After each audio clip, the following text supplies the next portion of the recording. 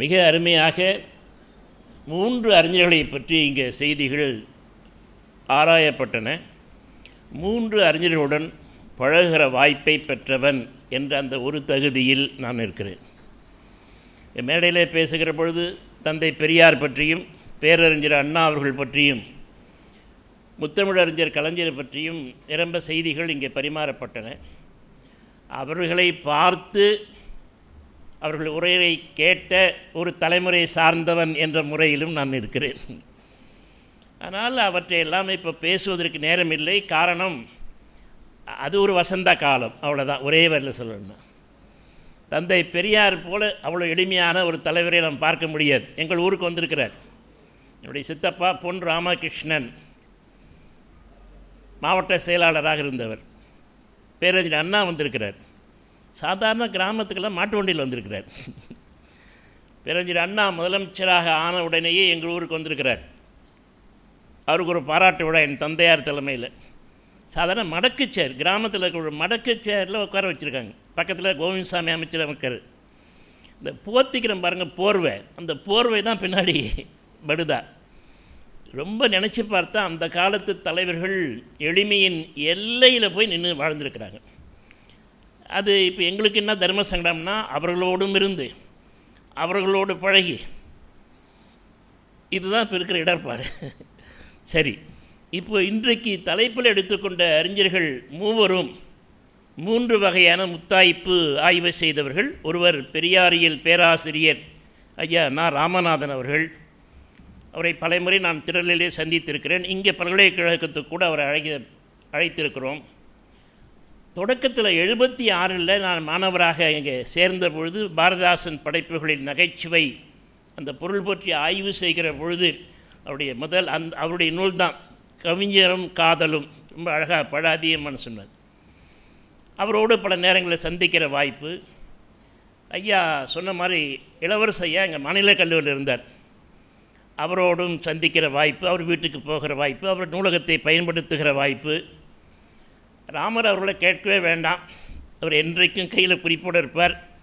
அவர்கிட்ட எனக்கும் அவருக்கும் சமயத்தில் முதல்லாம் வந்திருக்கு. ஏன்னா 76 நான் எங்கெங்கெல்லாம் சென்றேனோ குறிப்புக்காக எல்லாரும் சொன்ன ஒரே பதில், ராமலிங்கம் உனக்கு திறமை இருந்தால் என் புத்தகம் இத்தனை வாங்கிட்டு போனார், திருப்பி தரல நீ வாங்கிக்கோ. என்னால் வாங்க முடியல. அவர் அம்சிறை தும்பி போல ராமர். குங்குதேர் வாழ்க்கை தான். தமிழ்நாட்டில் ஒரு அறிஞரை விடலை, எல்லாரும் வீட்டுக்கும் போய் எல்லா பாரதிதாசனையும் வாங்கிட்டார். அதனால தான் இவ்வளோ நூல்களை கொண்டு வர முடிஞ்சுது. யார் ஒன்று செய்திருக்கலாம் அவர். ஏன்னா இப்போ அவர் பெருங்குடியில் இருந்த நூலகம், பெரிய நூலகம் கரையான் அரைத்து விட்டது. ஏன்னா அவர் பார்க்க முடியல, உடல்நலம் சரியில்லை.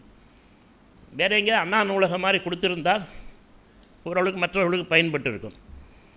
சரி, இப்போ நான் அந்த 3 பேரோட செய்தி அதோடு நிறுத்திக் கொள்கிறேன். அதில் இந்த தொடக்க கால ஆய்வாளர்னால் பாரதிதாசனில் குறிப்பிடத்தக்கவர் சாலினி இளந்திரையன். டெல்லியில் இருந்தாங்க. நாங்கள் மாணவராக இருக்கிற பொழுதே பாரதிதாசன் கவித்திறன் அறிஞர் கோவிந்தசாமி அண்ணாமலை பல்கலைக்கழகம். ஆனால் அப்போ அந்த துணிச்சல் நான் ஏன் பாராட்டுறேன்னா, அங்கிருந்து வந்த ஒரு துறைத்தலைவர் தான் என்ன கேட்டார், இதெல்லாம் ஒரு ஆய்வா வைவாவில் கேட்குறார். எம்ஃபில் வைவாவில் எங்கள் பேராசிரியர் டாக்டர் பாலசுப்ரமணியன் சிரித்து கொண்டே சமாளித்தார். என்னங்க, சென்னை பல்கலைக்கழகத்திலே பாரதிதாசன் ஒரு புரட்சி கவிஞர் டாக்டர் மா செல்வராசன் செஞ்சுருக்கிறார். மூவா கடைசியாக போட்ட கையெழுத்து, கடைசி மாணவர் அவர் தான். டாக்டர் மூவாக்கு அவர் துணைவேந்தராக இருக்கார். மூவா அவர் கடைசியாக கையெழுத்து போட்டார். அப்புறம் 74 மறைஞ்சு போனார். பாரதிதாசன் ஒரு புரட்சி கவிஞர். டாக்டர் மா செல்வராசன் இந்த தமிழ் மொழித்துறை சேர்ந்த பேராசிரியர், சென்னை பல்கலைக்கழக ஆசிரியர் பேரவை தலைவராக சிறக்க பணியாற்றியவர். இன்று முரசொலியில் எழுதிக்கிட்டு இருக்கார். பாரதிதாசன் மூவா நாளில், அண்ணா, கலைஞர், பெரியார் நாளில் இன்றைக்கும் முரசொலியில் வந்து கொண்டு இருக்கிறது. ஒரு நிகழ்ச்சி மட்டும் நான் அடுத்து செய்தி, நிறைய செய்திகள் வருது. பேராசிரியர் இளவரசு, அவர் இளங்கோ, மா செல்வராசன், 3 பேரும் பாரதிதாசன் ஆய்வாளர்கள். 3 பேரும் வேறு எந்த பணிக்கும் போகாமல் அதில் மட்டும் நின்று இருந்தால் தமிழ்நாட்டுக்கு எவ்வளோ பெரிய சொத்து கிடச்சிருக்கும். இளவரசு தமிழ் இயக்கத்தில் இருந்தார். இலங்கை தமிழர் விடுதலையில் ரொம்ப ஈடுபட்டார். அரசு கல்லூரி பேரவைன்னு தலைவராக இருந்து அது நேரம் முழுமையும் அதில் செலவிட்டார். மா செல்வராசன் நல்ல ஆராய்ச்சியாளர். அவர் சென்னை பல்கலைக்கழக ஆசிரியர் பேரவைத் தலைவராக இருந்து நேரம் போயிடுச்சு. ராமர் இளங்கோ நல்ல ஆராய்ச்சியாளர் தேடினார். அவர் இந்த பதவிக்கு விருப்பப்படாமல் அட்மினிஸ்ட்ரேஷன் ஆட்சித்துறைக்கு போகாமல் இருந்திருந்தால் இன்னும் 2 மடங்கு நூல் வந்திருக்கும். இதை ஒருத்தர் சொன்னார். என்ன அதை சொல்லிவிட்டு நான் செய்திக்கு வந்துடுறேன். டாக்டர் மா. செல்வராசன் அறையில் உட்காந்துருக்காரு, இளவரசி ஐயா உட்காந்து பேசிகிட்டு இருக்காங்க, நான் கூட இருக்கேன். அப்போ அலிப்பூர் ரஹீம் அம்பத்தூர் ஆம்பூர் கல்லூரி தமிழ்துறை, அவர் கொஞ்சம் ரொம்ப துணிச்சலாக பேசுவார். அலிப்பூர் அவர் சொன்னார் சிரிச்சுக்கிட்டே, உங்கள் 2 யாரை பார்த்து, மா. செல்வராசனையும் இளவரசியுமா சொல், உங்கள் 2 பேரையும் கட்டி வச்சு தான் அடிக்கணும்னாரு. நான் பயந்தே போயிட்டேன். ஏன்னா 2 பேரும் கோபப்படுவாங்க, முன்கோபம். மாசேக்கும் டக்குன்னு கோபம் வந்துடும், டாக்டர் இளவரசி ஐயாவுக்கும் கோபம் வந்துடும். ஆனால் 2 பேரும் சிரிச்சிட்டாங்க. ஏன்னா அலிப்பூர் ரஹீம் கொஞ்சம் செல்வாக்கான ஆள். ஆமாம். அப்போ சொன்னார் அவர், ஏன்னா அவங்க 2 பேர் இருக்கிற புலமை என்ன, உங்களுக்கும் ஒரு தனி நடை இருக்குது, எழுத்து இருக்குது தமிழ்நாட்டில், நீங்கள் 2 பேரும் 2 அசோசியேஷனில் போய் இப்படி வீணாக போயிட்டு இருக்கீங்களே, தமிழுக்கு அல்லவா இழப்புன்னார். அது ஒன்று தான் இப்போ நினைவுக்கு வருது எனக்கு. 3 பேருமே இப்போ ஐயா கூட ராமநாதன் தனியாக விட்டுருந்தாங்கன்னா பாரதிதாசனை பல கையெழுத்துப்படிகளை பார்த்தவர். அவர் அச்சுக்கு வரும் முன்பே பல கையெழுத்துப்படிகளை பார்த்து எழுதியவர் நான் ராமநாதன். ஆனால் அவரும் ஒரு அமைப்பில் போயிட்டார், வேறு திசை போயிட்டார். இளவரசி ஐயாவும் 3 பெரிய அமைப்புகளில் போயிட்டார். ராமர் இளங்கோவும் இயக்குனராக போய் கவனம் பூரா வேறு மாதிரி போயிடுச்சு. எங்கள் மாசேவம் அப்படி போயிட்டார். எல்லாம் பாரதிதாசன் ஆய்வாளர்கள். சரி, நம்ம பாரதிதாசனுக்கு வருவோம், நம்ம செய்திக்கு வருவோம். புரட்சி கவிஞருக்கு என்ன சார் பெருமை? ஒற்றை வரியில் சொல்லலாம். தன்னை அடிவுற்றி மிக பல கவிஞர்கள் தோன்றுகின்ற அளவிற்கு ஒரு கவிதை பாரம்பரியத்தை தன் தகுதியால் தோற்றுவித்து கொண்ட பெருமை புரட்சி கவிஞருக்கு உண்டு. அதுக்கு முன்னே கவிதை பரம்பரைன்னு சொல்ல முடியாது. காலமேகத்தின் பரம்பரை நாங்கள், புகழேந்தி புலவர் பரம்பரைன்னு சொல்கிற மரபு இல்லை. புரட்சி கவிஞர் பாரதிதாசனுக்கு பிறகுதான் பாரதிதாசன் கவிதை பரம்பரை என்ற ஒரு பெரிய பரம்பரையை தமிழகம் முழுமையும் தோற்றுவித்து கொண்ட பெருமை பாரதிதாசன் அவர்களுக்கு உண்டு. அது மட்டும் இல்லாமல் அவரோடு உடனிருந்தவர் கவிஞர் பொன்னடியான், இந்த நேரத்தில் நினைக்க வேண்டியவர். அதற்கு முன்பு அவரோடு கூட இருந்தவர் கவிஞர் முருகசுந்தரம் அவர்களை நினைக்கணும். பாண்டியன் பரிசு மட்டும் அவர் திரைப்படமாக எடுக்கலைன்னா அவர் வாழ்க்கை வேறு மாதிரி ஆகியிருக்கும். அப்புறம் கடைசியாக 10 ஆண்டுகள் நெருக்கமாக இருந்தவர் கவிஞர் ஈரோடு தமிழன்பன். இவர்கள்லாம் பாரதிதாசன் ஆய்வில் முன்னோடிகள். பாரதிதாசனுக்கு என்ன சிறப்பு? ரொம்ப தம்பி உரிமையார் சொல்ல வாமு ஆண்டவர் ரொம்ப ஆதங்கப்பட்டாலே நீ ஒன்றும் செய்ய முடியாது. பாரதிதாசன் பல்கலைக்கழகம், அவர் பேராலே ஒரு பல்கலைக்கழகம், அந்த பல்கலைக்கழகத்தில் அவருடைய நூல் பாடத்திட்டத்தில் வச்சாங்க, தமிழ் இயக்கம். அந்த பல்கலைக்கழகத்தில் யாரோ சொன்னாங்கன்னா அந்த நூல் எடுக்கப்பட்டது. தமிழ் இயக்கம் பாரதிதாசன் எழுந்து எடுக்கப்பட்டது பாரதிதாசன் பெயரில் இருக்கிற பல்கலைக்கழகத்தில். மீண்டு வைத்தார்களான்னு தெரியல, எனக்கு வைக்கலை. அதில் தான் எழுதுகிறார், எடுத்தோடனே எழுதுகிறார், கரும்பு தந்த தீஞ்சாரே, கனி தந்த நெருஞ்சுளையே, கவின் செய் முல்லை அரும்பு தந்த வெண்ணகையே, அன்பே கட்டி இரும்பு தந்த நெஞ்சுடையார் துறைதோறும் நின்னெழலை தடுக்காவண்ணம் தடுத்தவர்கள் நினைக்கையிலே நெஞ்சு பதைக்கும் பகர வாய் பதைக்கும் என்று பதைத்து எழுதின நூல் அது தமிழ் இயக்கம். நினச்சி பாருங்கள், அவர் பேரில் இருக்கிற பல்கலைக்கழகம், அங்கேயே அந்த நூல் எடுக்கப்படுது. கவலையே இல்லை தமிழ்நாட்டில். நீங்கள் இப்போ கவலைப்படுறீங்களே, அப்பயே கவலைப்படலை. மணக்க வரும் தென்றலிலே குளிரா இல்லை, மாந்தோப்பில் நிழலா இல்லை, தனிப்பரிதான் துன்பம் இது தமிழ்நாட்டின் தமிழ் தெருவில் தமிழ்தான் இல்லை. இல்லை 50 வருஷத்துக்கு முன்னே பாடியாச்சு. இப்போ நினச்சி பாருங்கள், அவர் நீங்கள் வேறு ஏதாவது பட்டம் கொடுக்கலாம், தெய்வீக கவி நடக்க போகிறதுலாம் சொல்லிட்டாருன்னு. அப்போ சொன்னாரே, இப்போ தமிழ் வந்துருச்சா? இப்போ நீங்கள் இப்போ ஆதங்கப்படுறீங்களே, தமிழ் இயக்கத்தில் வருது, மணக்க வரும் தென்றலிலே குளிரா இல்லை, தோப்பில் நிழலா இல்லை, தனிப்பரிதாம் துன்பம் இது தமிழ்நாட்டின் தமிழ் தெருவில் தமிழ்தான் இல்லை. வேற எங்கேயா தமிழ் இல்லைன்னா பரவாயில்ல சார், தமிழ்நாட்டில் சிக்கல். அவர் அன்றைக்கு பாடியது இன்றைக்கு நாம் நினைத்து பார்க்க வேண்டிய சூழலில் தான் நாம் இருக்கிறோம்.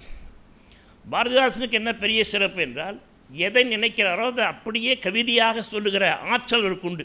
ரொம்ப எளிமையாக சொல்வார், ரொம்ப கஷ்டம்லாம் பட வேண்டியதில்லை, ரொம்ப எதுகை முனையெல்லாம் அவர் தேடவே மாட்டார். அழகின் சிரிப்பின்னு ஒரு நூல் பாடுறாரு, எனக்கு தெரிஞ்சு அதுக்கு நோபல் பரிசு கொடுக்கலாம். அருமையான கவிதை தொகுப்பு அழகின் சிரிப்பு, இயல்பாக தங்குதடையில்லாமல் விடுது. எது அழகு? அழகுக்கு எதாவது நம்ம உருவம் கொடுக்க முடியுமா? சுவையாக இருக்குது. எப்படி சார் சுவை? நல்லா இருக்குது, இனிப்பாக இருக்குது, சுவையாக இருக்குது. அப்புறம் சுவையாக இருக்குது. எப்படி சுவை? அதுமாதிரி அழகாக இருக்காங்க சார். எப்படி அழகு? நல்ல அழகு. அப்புறம் ஆனால் அதுக்கு ஒரு விளக்கம் கொடுக்குறார் புரட்சி கவிஞர் பாவேந்தர் பாரதிதாசன். காலையிலம் பருதியிலே அவளை கண்டேன், கடற்பரப்பில் கண்டேன், ஒளிப்புணலில் கண்டேன், அந்த சோலையிலே மலர்களிலே தளிர்கள் தம்மில் தொட்டையமெல்லாம் கண்ணில் தட்டுப்பட்டார். காலை சொல்லிட்டார். மாலையிலே மேற்றை செயல் இலகுகின்ற மாணிக்க சுடரில் அவள் இருந்தால். சாலையிலே ஆலமரம் சாலையாக இருந்திருக்கு. எனக்கு தெரிஞ்சு சென்னையில் நான் வந்த காலகட்டங்களில் 69களில் சென்னை பூரா மரங்கள் தான். டி நகரம் 2 பக்கமும் மரங்கள். இருட்டில் பயமாக இருக்கும். இன்றைக்கி ஒரு மரம் கூட இல்லை சென்னையில். சாலையிலே கிளைதோறும் கிளியின் கூட்டம் தனிலெந்த அழகென்பால் கவிதை தந்தார். இயல்பாக பாரதிதாசன் வருது பாட்டு. அவரை மாதிரிலாம் அழகாலாம் யாருமே பாட முடியாது இனிமே. அதுக்கு மேலே ஒரு எல்லைக்கு மேலே போடுறாரு.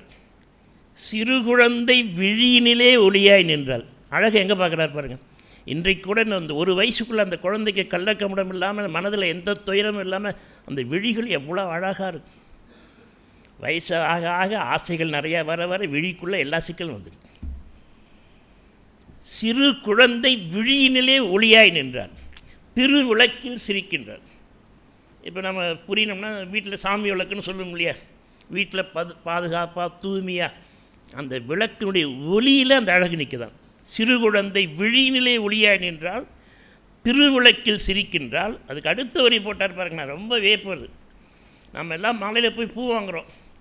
இது வாங்குகிறோமே தவிர அது எப்படி கட்டி சொல்லிகிட்டே இருப்பாங்க. சார் ஒரு நிமிஷம் தாச்சு ஆச்சு கை போயிட்டே இருக்கு. எம்மா குடும்பம்னா அங்கே கொடுத்தோம். என்னம்மாண்ணா? சார் அவர் நிற்கிறா சார், உங்களுக்கு முன்னே வந்தார் சார். 1 நிமிஷம் சார், 2 நிமிஷம் சார். 1 முழம் பூ கட்டிடுவாங்க. நார் எடுத்து நறுமலரை தொடுப்பாளின் விரல் நுனியில் நாடகத்தை செய்கின்றார். அடேடே செந்தோட் புறத்தினிலே கலப்பையுடன் உழவன் செல்லும் புது நடையில் பூரித்தாள். கவிஞருக்கு கவிதை ஓடி வருது. ஏடெடுத்தேன் கவிதையை ஒன்று எழுதிட்டேன். அப்படி இயல்பாக உள்ளத்திலிருந்து உணர்ச்சி பொங்க வந்து கொண்டு இருக்கிறது. நமக்கு என்ன வருத்தம்? இப்போ மாணவர்கள் தெளிவாக இருக்காங்க, எதையும் மனப்பாடம் பண்ணுறதில்லை. என்ன ஒருத்த கேட்டேன், மனப்பாடம் பண்ணி சொன்னால் தான் அறிவுன்னு ஏற்றுக்குவீங்களா? நீ மனப்பாடம் பண்ணாதான் உனக்குள்ளே தமிழ் நிற்கும். நான் ரசிக்கிறேன்ல, இந்த வயசில் என்றைக்கும் 76 படித்தது. இப்போ நினச்சாலும் உடல் புல்லரிக்குது. நார் எடுத்து நறுமலரை துடுப்பாலின் விரல் வளைவில் நாடகத்தை செய்கின்றார். அடேடே செந்தோட் புறத்தினிலே கலப்பையுடன் உழவன் செல்லும் புது நடையில் பூரித்தார்.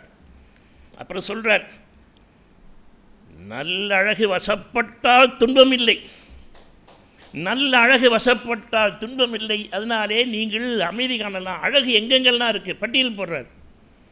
அந்த அழகின் சிரிப்பில் தான் நிறைய நகைச்சுவையெல்லாம் வருது. ஆலமரத்தை பற்றி ஒன்று சொல்கிறார், அது உங்களுக்கு எல்லோரும் தெரிஞ்ச பாட்டு. குரங்கு மாட்டிக்கிட்டு முழிக்கிற முழிப்பு. அந்த பாட்டு தெரியுமா எல்லாருக்கும்?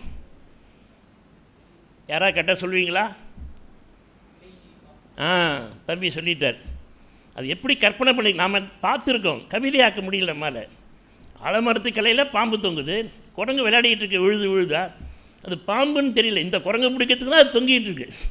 மலைப்பாம்பு கிளைன்னு நினச்சி விழுதுன்னு நினச்சி அது பிடிச்ச படம் தெரியுது, வழன்னு இருக்குது. பாம்புன்னு தெரிஞ்சுக்கிட்டு ஒவ்வொரு விழுதாக தாண்டி தாண்டி கிளைக்கு தாண்டி தாண்டி உச்சிக்கு போயிடுச்சு. உச்சிக்கு போனாலும் உடம்பு ஆடுது, பயம் பாம்பு வந்துடுவோம். அது உடம்பாற ஆட்டத்தில் அந்த வாலும் ஆடுது, அது வால் தொங்குது இல்லை. திரும்பி பார்த்து வாலையும் பாம்பாக நினச்சி பயப்படுதுங்கிறார். எவ்வளோ பெரிய கற்பனை! கிளையினீர் பாம்பு தொங்க விழுதென்று குரங்கு தொட்டு. எப்படி ஊமை பாருங்கள். விளக்கினை தொட்டவில்லை வெடுக்கென குதித்ததை போல் கிளைதோறும் குதித்து தாவி கீழுள்ள விழுதையெல்லாம் ஒளிப்பாம்பா எண்ணி எண்ணி உச்சி போய். பாரதிதாசன் சிறப்பு இந்த முடிப்பு தான். தன்வால் பார்க்கும், தன்வாலை பார்த்து பயப்படுது. அதனால் தயவு செஞ்சு அழகின் சிரிப்பெல்லாம் பாடமாக வைக்கணும். தமிழுக்கு மீண்டும் வச்சா கொஞ்சம் தமிழ் உணர்ச்சி வரும். நம்ம பாடமாகவே வைக்காமல் யாரோ ஒருவர் மறுத்தால் பல்கலைக்கழகமே மறுக்கப்படுகிறது. அதை எதிர்த்து நம்மளால் குரல் கொடுக்க முடியல. இதுதான் பெரிய சிக்கல். ரொம்ப அழகா பாண்டியன் பரிசை பற்றி யார் வாமுசே சொன்னாரா? எதிர்நிலை தலைவன், திருடர் தலைவன் தானே வேலைன்னு நினைக்கிறேன். அன்னம் தான் பேசிக்கிட்டு இருந்தவர்கிட்ட இருட்டறையில் உள்ளது, இதெல்லாம் நாங்கள் மேடையில் அப்போ முழங்கினது. இருட்டறையில் உள்ளதடா உலகம், சாதி இருக்கின்றது என்பானும் இருக்கின்றானே, மருட்டுகின்ற மதத்தலைவர் வாழ்கின்றாரே, வாயடியும் கையடியும் தொலைவது என்னால், சுருட்டுகின்றார் தம் கையில் கிடைத்த விற்றை, சொத்தெல்லாம் தமது என்று சொல்வார் தம்மை, வெருட்டுவது பகுத்தறிவே, இல்லையாயின் விடுதலையும் கெடுதலையும் நன்றையாம்ட்டார். இப்போ இதுக்கெல்லாம் உரை வேண்டாம்னு நினைக்கிறேன். ஏன்னா இருட்டறையில் உள்ளது உலகம் எல்லாருக்கும் தெரியும். இவ்வளோ உணர்ச்சி பொங்க பாடினார். எனக்கு என்ன சரி இதுன்னா, அந்த காலத்தில் கல்லூரியில் எல்லா மாணவர்களும் இதை மனப்பாடமாக சொல்லுவாங்க. இப்போ என்ன ஆச்சு, எங்கே போனாங்க அந்த கல்லூரி மாணவர்கள்? ரொம்ப செமிஸ்டர் வந்து ரொம்ப டைட் ஆகிட்டாங்களோ இல்லையா, எங்கே போனாங்கன்னு தெரியல. அதில் ரொம்ப முக்கியமான விஷயம் என்னன்னு கேட்டிங்கன்னா, இப்போ யாரோ ஒருத்தர் சொன்னார், யார் சொன்னது, முத்தத்தை பற்றி யாரோ சொன்னார், ஆண்டவர் சொன்னாரா, இந்த எதிர்பாராத முத்தம்லாம் சொன்னார். அந்த முத்தத்தை கூட பாரதிதாசன் புரட்சிக்கு பயன்படுத்துகிறார், விடுதலைக்கு வேட்கைக்கு பயன்படுத்துகிறார். அவர் கவிதைக்கு எதுக்குமே நான் உரை சொல்ல போகிறதில்ல, ஏன்னா உரையை உங்களுக்கு சொன்னாலே புரியும். ஒரு இளைஞன் காதலிக்கிட்ட போய் கேட்குறான், கொஞ்சம் ஒரு முத்தம் கொடு. பாரதிதாசன், நீங்கள் உடனே என்ன தான் நினைக்காதீங்க. அப்போ அந்த பொண்ணு கோபத்தில் இருக்கிறா, அதெல்லாம் முடியாது. நான் நேற்று கொடுத்தல, ஏன் இன்றைக்கி என்ன ஒன்று ஆச்சு? சஞ்சீவ பருவத்தின் சார், அது வந்து நான் இதை கேட்டேன்ல, இது என்னை கொடுக்கல, தர முடியாதுன்ட்டான். உடனே அவன் பார்த்தான், சரி இந்த அம்மாவை எப்படி வழி கொண்டு வர்றது, இந்த டெக்னிக் எல்லாருக்கும் தெரிஞ்சால் தான் அவன் காதலனாக இருக்க முடியும். இந்த பெண்ணுக்கு என்ன வீக்னஸ்ன்னு பார்த்தான், அதை சொன்னான். உடனே ஓடி வந்து கட்டி பிடிச்சி, எதிர்பாராத முத்தம் மாதிரி 20 முத்தம் எண்ணாது அளித்தாலும் பாட்டு பிடிக்கிறார். எனக்கு ஒரு சந்தேகம், சார் வேகமாக வந்து முத்தம் கொடுத்தான்னா சரி, எண்ணாது கொடுத்தான்னா சரி, நிரம்ப கொடுத்தா அது என்ன 20 முத்தம்னு சொல்லிட்டீங்க, அப்புறம் எண்ணாது அளித்தாலும் இவர் எங்கேருந்து எண்ணார்? அந்த பாட்டில் என்ன ரகசியம், அந்த விடுதலை வேட்கை, இப்படி ஒன்று வை என்றான் ஒரு செய், அப்பாவை முத்தம் அழியாதிருந்தால். யோசனை பண்ண என்ன சொன்னால் முத்தம் கொடுப்பாங்க. நமக்கு விடுதலை நல்க நாளைக்கு அரசன் வருகின்றானே தெரிவையோ என்றதும், அந்த பொண்ணு விடுதலை வேட்கை உள்ள பொண்ணு. நாளை நமக்கு விடுதலை நல்க அரசன் வருகின்றானே தெரிவையோ என்றதும் 20 முத்தம் எண்ணாதளித்தால். ஒரு முத்த காட்சி தான், ஆனால் அதில் உணர்ச்சியை கொடுக்குறார். அடுத்த ஒரு கட்டத்துக்கு போகிறார் அவர். இது குமரி பெண்கிட்ட சொன்னார். வயசான 80 வயசு கிழவிக்கிட்ட போய் என்ன சொல்கிறது, ரொம்ப அழகாக சொல்கிறார். இதே விடுதலை வேட்கை தான். அந்தம்மா வயசாகிடுச்சு. கிராமத்துலலாம் இப்போல்லாம் வெத்தலைப்பாக்கு போகிற பழக்கமே இல்லையே. அப்போ வெத்தலைப்பாக்கு வயசானவங்க என்ன பண்ணுவாங்க, பல்லு இல்லாதவங்க, அதுக்கு ஒரு கல் உரல் வச்சு இடிப்பாங்க இல்லையா, அதை சொல்கிறார். மெல்லிலை காயினை வெத்தலைப்பாக்கு கல்லுரல் இட்டே மெல்ல இடிக்கையில், ஏன்னா வயசாகி போச்சு, அதை கூட வேகமாக இடிக்க முடியல வெத்தலைப்பாக்கு. மெல்லிலை காயினை கல்லுரல் இட்டே மெல்ல இடிக்கையில், வெளியே தண்டோரா போடுறான். விடுதலை செய்தி விளம்புதல் கேட்டதால், நாட்டுக்கு விடுதலை கொடுத்தாச்சின்னு தண்டோரா போகிறான். இந்த பாட்டி கேட்குறாங்க, இந்த பல்லில்லா கிழவி பாட்டு, பல்லில்லா கிழவி மெல்லிலை காயினை கல்லுரல் இட்டே மெல்ல இடிக்கையில், விடுதலை செய்தி விளம்புதல் கேட்டதால் தட தட தட என இடிபட்டதுகள். உணர்ச்சி, விடுதலை செய்தி ஒரு 80 வயசு பாட்டிக்கும் வேகம் வருது, ஒரு குமரிக்கும் வேகம் வருது. அவர் பாருங்கள், இந்த எப்படி சொன்னால் மக்கள்கிட்ட அவருடைய நோக்கம் விடுதலை செய்தி, எல்லாரும் விடுதலை வேட்கையோடு வர வேண்டும், அந்த செய்தியில் அவங்க பாட்டை பாட வேண்டும் என்பது தான் அவருடைய முக்கியமான நோக்கம். அந்த நோக்கத்துக்காக அவர் பாடிக்கொண்டிருக்கிறார். அது மட்டும் இல்லை, இருண்ட வீடுன்னு ஒரு காப்பியம், அது குறுங்காப்பியமாக சொல்லலாம். இருண்ட வீடு முழுக்க நகைச்சுவை, அங்கதத்துக்குன்னு எழுதிருந்த ஒரு நூல் இருண்ட வீடு. அதில் குடும்ப வழக்கு எழுதினார். 5 தொகுதியம் என்ன வந்தது, அப்புறம் 3ஆக போட்டாங்க. மறக்க முடியாத முதியோர் காதல் தான். அப்படி காற்ற பறந்து வந்த சருகு மாதிரி வந்து விழுந்தாங்களாம் அந்த அம்மா பக்கத்தில். அவ்வளோ வயசாகி போச்சு. அருகருகே இருவர் மிக்க அன்புண்டு செயலே இல்லை. இதுதான் முதியோர் காதல். இதுக்கு மேலே அந்த உணர்ச்சியை, அந்த அன்பை அழகாக புலப்படுத்த முடியாது. அது அவருக்கே கைவந்த கலை. குடும்ப விளக்கு எழுதினவர் இருண்ட வீடு எழுதுகிறார். படிக்காத ஒரு பெண்ணை காட்டு, அங்கே படித்த பெண், ரொம்ப அழகாக சொல்லலாம். ஐயானுடைய அம்மா தான் வந்திருக்காரு, அவங்க அம்மா சரஸ்வதி, அவங்கள வச்சு தான் அந்த குடும்ப விளக்கு எழுதுந்து. தந்தைக்கு அவ்வளோ பணிவிடை. குடும்ப விளக்கு யாருன்னா அவங்க அம்மா தான் சொல்லணும், மேடம் சரஸ்வதி. அவங்க தங்கை வசந்தா தண்டமனை நேரில் பார்த்து குறிப்பெடுத்திருக்கேன். மன்னனரோடு நெருக்கமாக இருந்தேன். அவர் தான் அந்த ஃபோட்டோ கொடுத்தார். இந்த சிரிச்சுக்கிட்டு இருக்கிற ஃபோட்டோ இருக்க என் புத்தகத்தில் மாசே தான் சொன்னார், செல்வராகன், எப்பா நீ நகைச்சுவை பண்ணுற, சிரிச்சுட்டு இருக்கிற ஃபோட்டோ எங்கே இருக்கா தேடுனார். அது வரைக்கும் சீரியஸாக தான் பாரதிதாசன் பார்த்துருக்கோம். தேடுற பொழுது அவர் சொன்னார், ஒரு குரு ஃபோட்டோவில் இருக்குது, கண்டுபிடிச்சேன். அது பாதி நனைஞ்சு போச்சு மழையில், வீட்டில் மழை பெஞ்சு. அப்புறம் எனக்காக மன்னர் அந்த ஃப்ரேம் எடுத்து கண்ணாடி எடுத்து அந்த கொஞ்சம் நீங்கள் ஃபோட்டோ மட்டும் எடுத்து நகைச்சுவையோடு போட்டிருந்தார். முதல்ல 77 அந்த ஆய்வேட்டில் நகைச்சுவை சிரித்துட்டு இருக்கிற ஃபோட்டோ முதல்ல வந்தது என்னுடைய ஆய்வேடு 76. அதுக்கப்புறம் நிறைய இடங்களில் வந்துடுச்சு. அதனால் அவர் சொல்கிறாரு, அந்த இருண்ட வீட்டில் நகைச்சுவையாக சொல்கிறாரு, ஏன் நீங்கள் தயவு செஞ்சு மனசில் வச்சுக்கணும், படிப்பு தான், கல்வி தான் பலம், அறிவு தான் முக்கியம், படிக்கலாம் அந்த வீடு என்ன ஆகும்னு சொல்கிறார் அவர். இந்த மாதிரி நகைச்சுவை எனக்கு தெரிஞ்சு வேறு யாரும் இன்னும் பயன்படுத்தலை. படிக்காத அம்மா, அந்த அம்மா பேர் என்ன தெரியுங்களா? இருண்ட வீடு அம்மா பேர், படிக்காத அம்மா பேர் வைப்பார் பாருங்க, அம்மா கண்ணு. ரொம்ப ரொம்ப சிக்கலான பேர்லாம் இருக்குது, அதெல்லாம் கொடுத்துருக்கேன், மேடையிலே சொல்ல முடியாது, நகைச்சுவைக்காக பண்ணுறார் அவர். அம்மா கண்ணு, இருண்ட வீடு. அந்த பையன் வீட்டில் 10 மணி வரைக்கும் தூங்குறாங்க, பையனும் தூங்குறான், வீடெல்லாம் திறந்து கிடக்குது, நாய் இருக்குது உள்ளே, பின்னாடி எப்போ எல்லாம் கட்டி கிடக்குது. காலையில் இட்லி வடை கொண்டாந்து வச்சுட்டு போயிட்டான் ஒருத்தன். இவன் பையன் எழுந்திரிச்சா 8 மணிக்கு வாசனை பார்த்து பல்லு விளக்கில் ஒன்றும் இல்லை, வடையை எடுத்து சாப்பிட்றான். வடையை சாப்பிட்டா என்ன ஆகும்? காலையில் வெறும் வயிற்றுல, இன்னும் பல்லு விளக்கல, எங்கே போகணும்?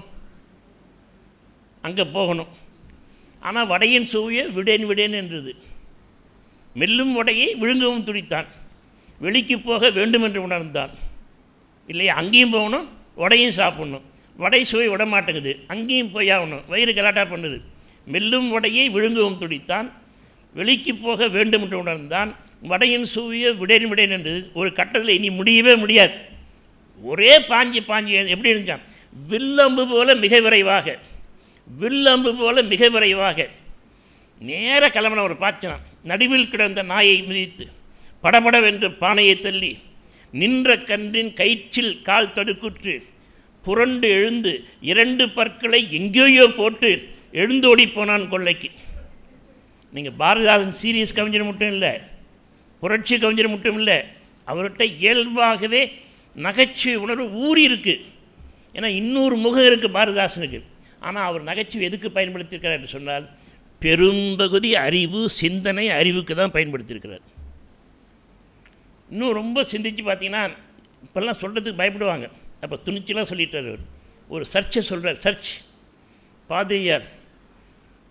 அந்த பாதிரியார் ரொம்ப நல்லவர் போல இருக்குது. அவர் பார்த்தார், என்ன எல்லாம் வர ஆம்பளைங்க பொம்பளைங்களாம் தங்களை ட்ரெஸ் பண்ணிக்கிறாங்க, மேக்கப் போட்டுக்கிறாங்க, ஏகப்பட்ட நகையை போட்டு 150 நகையை போட்டுட்டு வரதா, சர்ச்சுக்கு எதுக்கு வரணும்? இயேசுநாதர் கும்பத்துக்கு தானே வரணும். இயேசுநாதர் முக்கியம் இல்லை, தாங்கள் இன்றைக்கி எவ்வளோ டிசைன் வாங்கியிருக்கோம், எவ்வளோ நகை போட்டிருக்கோம், பட்டு புடவை எப்படி வாங்கியிருக்கோம். இந்த பாதிரியார் ரொம்ப நல்லவர், அவர் போர்டு வச்சார், இனிமே இந்த சர்ச்சுக்கு வரவங்க உடம்புலலாம் நகை போட்டு வரக்கூடாது, உள்ளம் தூய்மையாக வாங்க போர்டு எழுதி வச்சார். அடுத்த ஞாயிற்றுக்கிழமை பார்த்தா அவர் மட்டும்தான் இருக்கார். யார் வருவாங்க? வர்றதே கோயிலுக்கு வர்றதே தங்களுடைய காமிக்கிறதுக்கு தானே, ஆடம்பரத்தை காமிக்கிறதுக்கு தானே. பார்த்தார் பாதிரியார், ஜனங்க வேணும்னா உண்டியலுக்கு பணம் செய்கிறாரு, போர்டை மாற்றுறார். இனிமே இந்த சர்ச்சைக்கு வர்றவங்க 2 காது 2 மூக்கு மட்டும் இல்லை, கழுத்து இல்லை, உதடு, நாக்கு, இமைகள் எல்லாவற்றிலும் நிறைய நகை போடலாம். உதடு, நாக்கு, இமைகள் எல்லாவற்றிலும் நிறைய நகை போடலாம். அது மட்டும் இல்லை, நீங்கள் வந்தீங்கன்னா உங்கள் முகத்தை ட்ரெஸ்ஸை பார்க்குறது நிலைக்கண்ணாடியும் பெருசாக வச்சுருக்கேன் இல்லையா, மூக்கு, நாக்கு, இமைகள் எல்லாவற்றிலும் நிறைய நகை போடலாம். முகம் பார்க்க நிலைக்கண்ணாடியும் உண்டன, இலை போட்டு அழைத்ததும். என்ன போட்டு அழைக்கிறார்? அது கிண்டலாக சொல்கிறோம்ல, வாங்க வாங்க இலை போட்டு உங்களை அழைக்கிறோம்னு. இலை போட்டு அழைத்ததும் நகை போட்ட பக்தர்கள் எல்லோரும் வந்து சேர்ந்தார். பாட்டு முடிய போகுது. அதுதான் பாரதிதாசன் சிறப்பு, முடிப்பு தான் முக்கியம். எல்லோரும் வந்து சேர்ந்தார், ஆனால் இயேசுநாதர் மட்டும் வரவில்லை. என் இனிய பாரத தேசமே, அது இனிய பாரத தேசமேன்னு ஒரு பாடம், இனிய தமிழ்நாடுன்னு ஒரு பாடம், ஒவ்வொரு பதிப்பில் அப்படி போட்டிருப்பாங்க. அப்போ பாரதிதாசன் நோக்கம் என்னென்னா நகைச்சுவை சொல்லணும், அதே நேரத்தில் அது நல்ல அறிவார்ந்த கருத்தும். இப்போ உடனே போய் தைக்குது பாருங்கள், இது நீங்கள் வேறு மாதிரி சொல்லியிருந்தால் தைக்குமா? ஒரு அங்கத சுவையோடு சொல்லுகிற பொழுது உங்கள் உடம்புல போய் அது உடனே தைத்து விடும். அதனால தான் அது ரொம்ப முக்கியமாக பார்த்தார். இன்னொரு செய்யணும், நீங்கள் தமிழ் மாணவர்கள் தமிழில் எப்படி விளையாடணும்னு நீங்கள் பார்த்துக்கணும். பிசிராந்தியான ஒரு நாடகம் படிச்சிருக்கீங்களா? பாரதிதாசன் நிறைய நாடகம் எழுதியிருக்கார். கற்கண்டுன்னு ஒரு தொகுப்பு வந்தது, பிசிராந்தையார். கரெக்டாக சொல்கிறார். அந்த அவருக்கு விருது கொடுக்கணும் முடிவு பண்ணிட்டாங்க. அந்த வருஷம் பார்த்து வேறு கவிதை நூல் இல்லை, அதனால் கொடுத்துட்டாங்க. அதில் பிசிராந்தையார் ஒரு பாத்திரம், ஒரு கற்பனை பாத்திரம் மேற்படியார், புலவர் பேர் மேற்படியார், கற்பனை பாத்திரம். சொல் விளையாட்டு பண்ணுறார். ஏன்னா தமிழ் மாணவர்கள் மனசில் வச்சுக்கணும். பிசிராந்தையர் கேட்குற, மேற்படியார் லேட்டாக வரார், 2 நாளாக வரல, வாரும் மேற்படியாரே. நல்லா கவனிக்கிறீங்களா? வாரும் மேற்படியாரே. மேற்படியார் வர வர கீழ்ப்படியாராகிவிட்டீர். நேற்று வரும்படி சொல்லியிருந்தேன், கீழ்ப்படிந்தீரா? கீழ்ப்படிந்தார். உடனே அவர் பதில் சொல்கிறார், வரும்படி இருந்தால்தானே வரும்படியாக இருக்கும். நீ எதுவுமே தரதில்லை, வரும்படி இருந்தால்தானே வரும்படியாக இருக்கும். நேற்று என் குழந்தை பசிக்கிறது என்றான், அவனுக்கு எதாவது கொடு என்று சொன்னேன். என் மனைவி சொன்னால் ஒரு காசு தரும்படி கேட்டார். ஏன்னா பணம் இருந்தால் தானே அரிசி வாங்கணும். ஒரு காசு தரும்படி என்று கேட்டாள். எனக்கு வரும்படி இருந்தால்தானே அவளுக்கு தரும்படியாக இருக்கும். எனவே இரும்படி உன் நெஞ்சம், திரும்படி உன் ஆத்தால் வீட்டுக்கு என்றேன். பெரும்படி வருந்தினால் அங்கு இருக்க முடியவில்லை, இங்கு வரும்படி நேர்ந்தது. பிசிராந்தியார் நாடகம். அதாவது பாரதிதாசனுக்கு இன்னொரு கோணம் இருக்குது சார். அவர் என்னென்ன கருத்துக்களை சொல்லணும்னு நினைக்கிறாரோ அந்த கருத்துக்களை எல்லாம் வேகமாக சொல்வார், வீறு கொண்டு சொல்வார், அதே நேரத்தில் அங்கதமாக சொல்வார். இந்த இருட்டறையில் விடுதலை உலகெல்லாம் எவ்வளோ பெரிய பாட்டு. அதே மாதிரி இந்த ஒரு பாட்டு பாடினார், தொகுதி 1 இருக்குது, உலகப்பன் பாட்டு. ஓடப்பராயிருக்கும் ஏழையப்பர் உதயப்பராகி விட்டால். இப்போ சொல்ல முடியுமா? உள்ளதுக்கு போட்டுருவாங்க. இப்போ சொல்ல முடியுமா? ஆனால் அப்போ சொல்கிறார் அவர், ஓடப்பராயிருக்கும் ஏழை. இதுக்கெல்லாம் விளக்கம் தேவையான உரை சொல்லணுமா என்ன? ஓடப்பராயிருக்கும் ஏழையப்பர் உதயப்பராகிவிட்டால் ஓடப்பர் உயரப்பர் எல்லாம் ஒப்பப்பராகி ஆகி விடுவர் உணரப்பா நீ.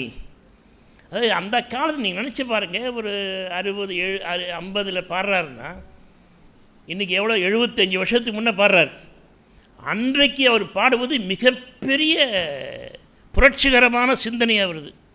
இங்கே ரொம்ப சொன்னாங்க இல்லையா, புது ஏதோ ஒரு உலகம் செய்வோம், சினிமாவில் வந்துருச்சு, அதனால் எல்லாருக்கும் தெரியும். கெட்ட போரிடும். அதே மாதிரி இன்னொரு பாட்டு கூட சினிமாவில் வந்துருச்சு, கொலைவாளின்னு எடடா. அது ரொம்ப ஜாக்கிரதையாக சிந்திக்கணும். அவர் எல்லோரையும் வாழை எடுத்து வெட்ட சொல்லலை. என்ன சொல்கிறார்? கொலைவாளின்னு எடடா மிகு கொடியோர். கொடியோர் அறுக்க சொல்ல, செயல் அறவே. அவங்க செயலைத்தான் மாற்றணும். கொலைகாரனை தண்டனை பண்ணி கொலை குற்றம் அவனை தலை வெட்டி பிரயோஜனம் இல்லை, தூக்கு தண்டனை. அந்த கொலை செய்வதற்கு என்ன காரணம் சமூகம் என்று கண்டுபிடித்து சமுதாயத்திலிருந்து அந்த காரணத்தை நீக்க வேண்டும். இப்போ பாரதியார் சொன்னதானே, ஒரு வாய் சோற்றுக்கும் வகையறியார், அதன் காரணங்கள் ஈதுமென்னும் அறிவும் இல்லார். அதுதான் ரொம்ப முக்கியம். அவன் ஏழையாக இருக்கிறது தப்பு இல்லை, சாப்பாட்டுக்கு கஷ்டப்படுறது தப்பு இல்லை. ஏன் எதனால் எப்படி கஷ்டப்படுறான் அதை தெரிந்து கொள்வதற்கு கூட தயாராக இல்லையே. அதைத்தான் கொடியோர் செயல் அறவே என்று பாடினார். அவர் ரொம்ப அவருடைய வேகமாக ஒன்று சொல்லணும்னா சஞ்சீவ பருவத்தின் சாரல் தான். யாராவது பாடினாங்களே இங்கே? சஞ்சீவ பருவத்தின் சாரல் யார் பாடினது? மாணவி பாடினாங்களா? அது அதெல்லாம் கொஞ்சம் மனப்பாடம் பண்ணுங்க. குயில் கூவி கொண்டிருக்கும், கோலம் மிகுந்த மயில் ஆடிக்கொண்டிருக்கும், கண்ணாடி போன்ற நீரூற்றுக்குள் உண்டு, பூக்கள் மனம் கமிழும், பூக்கள் தோறும் சென்று தேனீக்கள் இன்னிசை பாடி கழிக்கும், வேட்டுவ பெண்கள் விளையாடப் போவதுண்டு, காட்டு மறவர்களும் காதல் மனம் செய்வதுண்டு. தமிழ் அப்படியே ஓடி வருது பாருங்கள். இப்படி வேகமாக பாடினார் அவர். அதில் தான் ஒரு புரட்சியை சொன்னார். அந்த அவன் பேர் என்ன? குப்பன்.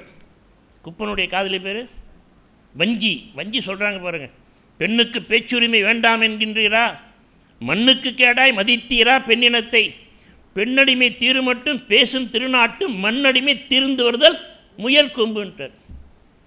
இதெல்லாம் 76 மனப்பாடம் பண்ணது, இப்போ இல்லை. நல்ல வேலை நினைவு இருக்குது.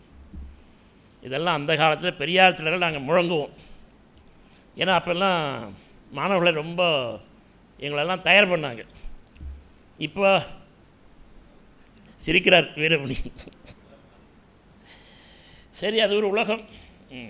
இப்போ பாரதிதாசனுக்கு பல சிறப்பு உண்டு. அதில் இப்போ இந்த புரட்சி கவி கூட பேசுனாங்களே, ஐயா நீங்கள் தான் பேசுங்களா வாமுசே,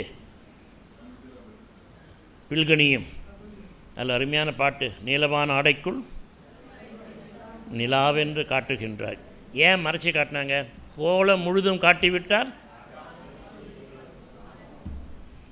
காலை வந்த செம்பருதி கடலில் மூழ்கி கனல் மாறி குளிரடைந்த ஒளிப்புழம்போ. தயவுசெய்து மனப்பாடம் பண்ணுங்கய்யா. இந்த வயசில் மனப்பாடம் பண்ணாதான் உண்டு. பாரதியார், பாரதிதாசன், கவிமணி தேசிக விநாயகம் பிள்ளை, எவ்வளோ தூரம் நீங்கள் மனப்பாடம் பண்ணீங்களோ அதுதான் இனி உங்கள் வாழ்க்கையில் 40-50 ஆண்டுகளுக்கு அதான் அடிப்படை, பேஸ்மெண்ட். எனக்கு அப்படி தான் எங்கள் பேராசிரியர் சொன்னார். என்னுடைய பேராசிரியர் இந்த அறையில் தான் சொன்னார், சீப்பா தபார் எவ்வளோ மனப்பாடம் பண்ணி பண்ணிக்கோ, எவ்வளோ படிக்கணும் இப்போ படிச்சுக்கோ, அப்புறம் கல்யாணம் ஆனால் உன்னால் படிக்க முடியாது, வேலைக்கு போனால் படிக்க முடியாது, ஊர் 9 தான் வரும், இப்பயே முடிச்சிடுவேனார். அதனால் எனக்கு எங்கள் பேராசிரியர் என்ன சொன்னாரோ அதே தான் உங்களுக்கு சொல்கிறேன். இந்த வயசு தான் சரியான வயது. இதுக்குள்ளே படித்து முடிச்சிடுங்க, எல்லாத்தையும் கைவசம் வாங்கி கொள்ளுங்கள். அதுக்கப்புறம் நீங்கள் ஒன்றுமே செய்ய முடியாது, எதை நினைச்சாலும் நீங்கள் பண்ண முடியாது. பாரதிதாசன் ஆய்வில் முன்னோடிகளை பற்றி நிறைய பார்த்தோம். நானும் சிலவற்றை சொன்னேன். இப்போ யார் இருக்காங்க? அது வேணும் இல்லை சார், அதெல்லாம் பேசுனீங்க சரி. இப்போ யார் அப்படின்னா, இப்போ இருக்கிற ஒரே ஒரு ஆள், என் விரலுக்கு முன்னால் சுட்டினால் பேராசிரியர் யா மணிகண்டன். நான் இந்த பதிவு செய்கிறதுக்கு காரணம் இதை எடுத்துக்கிட்டு இருக்காங்க. அந்த முக்கியமான செய்தி அடுத்து சொல்ல போகிறேன். யா மணிகண்டன் இங்கே பல்கலைக்கழகத்தில் வருகிற பொழுது நான் அறிந்து கொண்டது, என்னை போன்று அறிந்து கொண்டது, அவர் பாரதிதாசன் ஆய்வாளர். அவர் முதல்ல பாரதிதாசன் ஆய்வாளர், ரெண்டாவது தான் அவர் யாப்பியல் அறிஞர், யாப்பியல் ஆய்வாளர், மூன்றாவது இப்பொழுது பாரதியார் ஆய்வாளர். நல்லா கவனிச்சிங்க, முதல்ல அவர் பாரதிதாசன் ஆய்வாளர், ரெண்டாவது தான் யாப்பியல் ஆய்வாளர், மூன்றாவது பாரதியார். இப்போ பாரதியார் இருக்கார்.